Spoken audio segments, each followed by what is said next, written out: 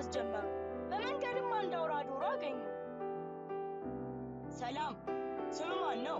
ለምንድንስ ነው ዝም ብለህ የቆዘምከው? አለው ድንኩ። ሮስቲ እባላለሁ።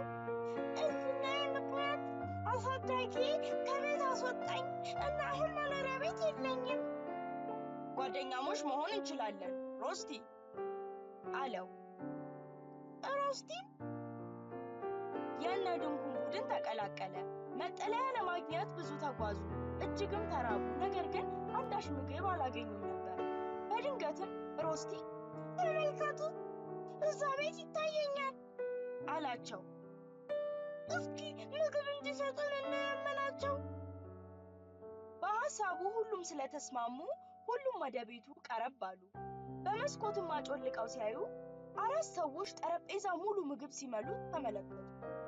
ጠረጴዛው ላይም ስጋ፣ ካሮት፣ ባቄላ፣ አሳ ነበር። ጓደኛሞችም ምራቃቸውን መዋጥ ጀመሩ። እጅግም የተራቡት 4 ጓደኛሞች መላ ዘየዱ። በአካባቢውም አስፈሪ ጩኸት ለቀቁ።